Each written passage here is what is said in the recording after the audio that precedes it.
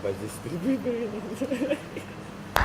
Okey, Assalamualaikum warahmatullahi dan selamat pagi kepada penonton dan tetamu-tetamu kita semua.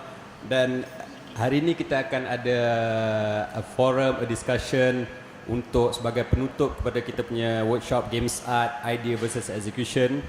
Dan saya briefly memperkenalkan panel-panel kita di atas. Cik Bas akan jadi kita punya moderator. He is from KDU. He is also from my game dev 2020 and banyak lagi benda yang mungkin kejap lagi Cik Bas akan self introduce. And then kita ada Cik Junaidi from MDEC. So, tadi I was talking to him. He was from MDEC and he went out back to the industry and then he came back through MDEC baru tahun ni tahun lepas. So he is a guy with a lot of experience, especially in marketing. And then you guys have been with Alitt for these 2 days, and we have dan kita ada Cik Hilmi also daripada game dev, and maybe Cik Bas nanti introduce more with Cik Hilmi lah. So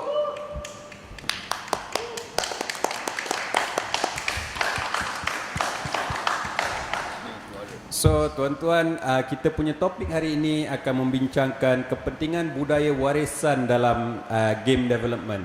So saya serahkan the floor to Encik Bas. Terima kasih. Okay, thank you for inviting us here. It's very interesting to be moderating a heavy topic in very early in the morning on the day. The topic given to us is importance of cultural heritage in game development. So it's a very heavy topic that most probably us game developer have not ventured deep enough into it. So hopefully the forum will try to uncover certain things that has been happening in the game industry, should happen in the game industry, and what's our personal thoughts on the overall understanding of cultural and heritage in game development. So let's go through for a quick introduction. I'll pass the mic around so that all of us can introduce ourselves. So I'll start with myself. My full name is Bazil Akmal bin Bidin. People just call me Baz without the light year. So I can't fly just yet. So I'm a game developer. I also lecture at KDU. I'm a consultant for MDEC. I am a game producer at Tratotech. I'm also the community manager for Game Founders Lite, and I'm also the IGD Malaysia chapter coordinator. So I do a lot of different things on different days. So depends on the day you ask, different hat I'll be wearing. So today I'll be moderating the session. With us today we have 3 different panelists. We'll start with the one that's closest to me. We have Mr. Junaidi Asmara. So that's his long name. So let him himself to introduce what does he do and where does he hail from. Good morning, Assalamualaikum. As Baz mentioned, the name is Junaidi Asmara. Yes, that's my real name. People just call me Junaidi back in office. About what I do, well, right now I'm with MDEC in Creative Multimedia Division, specifically looking after the industry and business development of the game industry for Malaysia.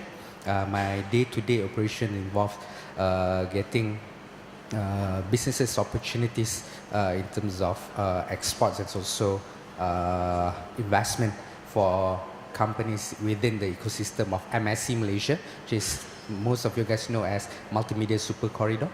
We are based in Cyberjaya. Prior to my day's round of stint in MDEC, I was also in animation, PR and advertising. I started off my journey actually back in MDEC, 2008-2009. Then as mentioned, I left for the industry and came back again because I like games so much. I decided that to go back and look at how to develop the industry. Okay, that's all from me. Right. Morning guys. Hi, Assalamualaikum.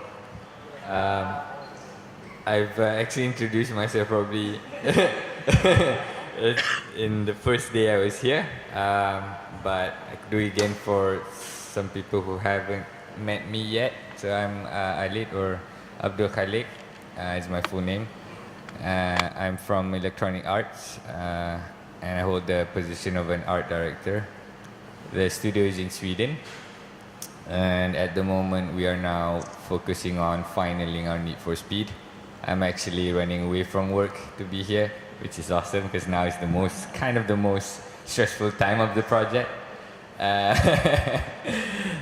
Before joining EA, I was with Ubisoft Singapore for 6 years, working on mostly on the Assassin's Creed franchise. And before that, I was working here in Malaysia in KL Central, joined Codemasters when they opened their doors in 2006. So yeah, that's me. Oh, you already have it. Okay, quick check before we go on. I noticed that most of the members in the crowd are Malays. So nak cakap dalam bahasa Melayu ke nak dalam bahasa Inggeris? English okay? Oh. Alright. My name is Hilmi Abdurrahim. I'm a computer science degree holder that went into the Faculty of Creative Arts in a local university. And while I was there in the Creative Arts faculty, I taught a group of students starting on game development. I taught it for about 7 years before I left university to become a producer in 2 different game companies, and then going back into education and currently teaching game design in KDU. I'm a person of many hats, and if you hear, the advice says, what is it? Be a master of one, because you become a jack of all trades, you're a master of none. I'm the jack of all trades guy. I jump into arts, programming, sciences, production, management, and basically I try to get experience in as many things as possible. And because of that, I can actually teach game design, because the good thing about game development is that it is one of those fields that takes in any sort of possible fields to combine them into an entertainment product. Thank you. A little bit of trivia. I was Hilmi's student. I was the 6th batch, yeah. Alitt as well. So that tells how old Hilmi is actually. But he looks young, healthy. Yeah. So, okay. We will start with a warm-up question just to get used to the casual nature of the forum. So, what's your favorite moment or memory as a gamer? The one that you're willing to share. I mean, not the embarrassing one you're not willing to share kind of thing. So what do you think is your favorite memory or moment as a gamer? As a gamer, the most memorable moment, I think this was during my probably end of primary school or starting of secondary school. I can't really remember. I was playing Game Boy, like most of us play Pokemon on it, right? The first time I managed to get, a really good Pokemon with just using one ball without it breaking. I remember the moment that you wait for it to shake, right? And say, okay, whether I manage to get it or not, the moment it stays and yay, been captured. I think that was one of the best moments in life in terms of being a gamer. Yeah, that's for me. There's a lot, but if I had to pick one, was we went to the arcade to play the old Street Fighter where they had like 8 characters only or 6, I can't quite remember. And I always go with this friend of mine, and he's so good at it. And that was just this day where, I don't know, maybe he let me beat him, or he was just, so kasian with me, because I've spent so much money on the tokens to just try. And the day I felt I properly beat him, so I beat him.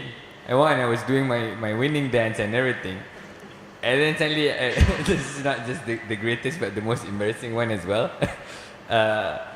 Somebody snatched my ears, and I turned around, it was my mom.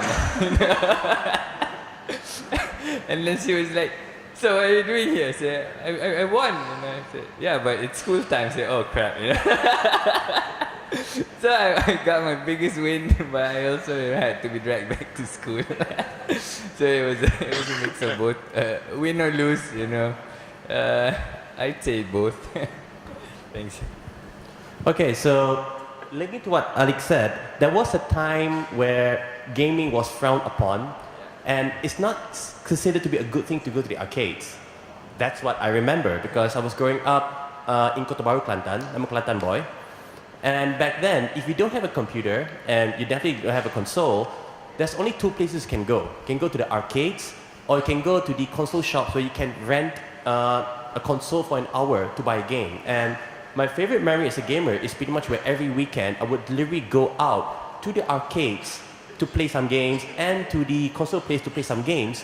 But I really couldn't afford a lot of it, so every time I'd go to the arcade, I would only play 6 games and then spend like a few hours watching other people play. That was my weekend. And surprisingly, that helped in my career now. There was a lot. So we're talking about what? Before Street Fighter 2, there was Tiger Road. My God, trying to recite all the games that I played in the arcade when I was young. It's too many right now. Thank you for sharing your personal moment with games. And I think comes with that precursor of games have created a certain experience that we all go through. And fact is, most of us remember what happened to us when we are children, right? The memories is still fresh. It's still like it just happened yesterday. The joy of winning and being pulled by the ear probably still like it felt the pain. You still can feel it today. But I think that's the nature of game. Games actually build into the culture itself. So moving into the topic of today, I'll start with a very, very tough question. Basically, what does cultural heritage means to you? How do you view it in general sense? Not specifically to game development, but in a bigger picture. So what does cultural heritage means to you? So anybody want to go first? Okay, have you guys heard of a group called Pusaka? Okay, so they organize like once a month or once a 2-week event in Publica where you get to see performances, the heritage performances from groups all over Malaysia. And once they showed a performance of Mak Yong from Kelantan. I said from Kelantan, right? I have never seen a performance of Mak Yong in Kelantan. Because when I was growing up, it was banned. And when I was growing up as a kid, there was a moment where every weekend, in a certain point in town, there will be a wayang kulit performance, a gasing competition, a Rebana Ubi showcase, and there will be everyone will go because that's where the foreigners go, that's where you get to practice English speaking with Americans there, and you get to see elements of your culture. And what I mean is, that's who I am. And there was a moment in Kelantan that it was banned. So everything that defined who we are was removed. And I was really happy staying in KL, of all places, to see that elements of Kelantan were being brought back by people who tried to bring the authentic performers from the place to show to the people in KL what is the real heritage of a particular people. So heritage means a lot to me because it tells me who I am. I can, for example, learn game development techniques that is being developed by Westerners and play games on the console developed by Japanese people. So the world is a village now, and we're taking everything from everywhere in the world. But heritage means it's a reminder of who you are, where you came from, and who you would say you are. So cultural heritage for me, I think as I gone through a few studios and where I am right now, I am the only Malaysian in the studio, and there's only 2 Asians in the whole studio, and I'm the only Malaysians in the Nordic game, so it's kind of lonely. But what I carry with me is something that I got from here, from Malaysia, growing up. The small things like we tend to not take too much notice of, like things when our parents say, hey, respect the elderly, hey, don't talk so loud when other people are talking, or all the other small things that what makes us who we are as Malaysian. Not so much as I can't really wear my full on baju raya during raya in Sweden. I only wore my baju Melayu with these pants, and I went for the Raya prayers. There's a mosque in Sweden. But surprisingly, I had to drop by the grocery store to get I needed to get some peanuts or something because my wife wanted to make sambal kacang. So I dropped by the supermarket, and to my surprise, so many people said hi and asked me where I was from. And I said I was from Malaysia. And they go like, yeah, but what is this costume you're wearing? You know. And I only wore my baju Melayu. I didn't wear the whole thing, and they find it very interesting. They thought that because I had my phone with me, I said, oh yeah, I'm just partially Malaysian today because I couldn't have time to properly dress up. But I showed them, our full-on traditional clothes and all that. And they said, wow, you come from a country where the cultural heritage is still very strong, and you still wear it even in Sweden. I say, yeah, because I feel proud to wear it, And during our National Day, I would wear my baju Melayu as well at work, And the guys at work already know this because I've showed them. I've had to do my round showing them all our traditional clothes and why I'm wearing this and all that. But that's who I am, even though I'm far away from home. What was the question again? Okay, cultural heritage. Okay, a little bit of backstory. I went to a Chinese primary school for 6 years, you see. I speak Mandarin. So for my early years as a child, I mixed with, more non-Malays rather than Malay, right? So that is when most of us get to know the whole kampong life and everything. I came from kampong, right? You see, but I was spending 8 hours a day with people that is not my race, right? Then after school, that is when you get together with the kampong kids and do your normal kampong kid stuff, right? So even at the early stage, I experienced two sides of being in the same place but looking at it from two different perspectives, I would say. And along the way, I learned to appreciate something that I reckon would definitely define culture, for us, Melayu, Malay, right?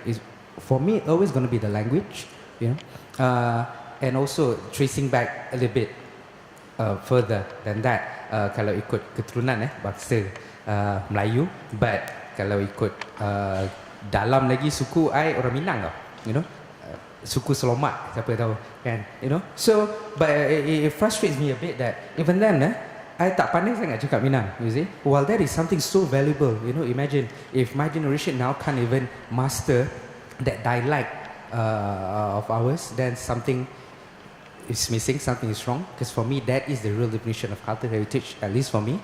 And I guess the second one that all of us could agree on is our food. Because being people like us, we travel a lot, we work outside of Malaysia and all. And as for me, even the longest I can go without Malaysian food is like a week, 10 days maybe, then I start craving for masak lemak, asam pedas and those kind of things. So maybe that too, the language part of our culture, because it's so beautiful. And second thing is our delicious food. Yeah, that's for me. Thank you for sharing. So yeah, from my personal perspective as well, when we talk about cultural heritage, there's two words there. One is heritage, the other one is cultural. So I think on the heritage part, especially, it means warisan or things that being passed upon you, or things that part of a tradition per se.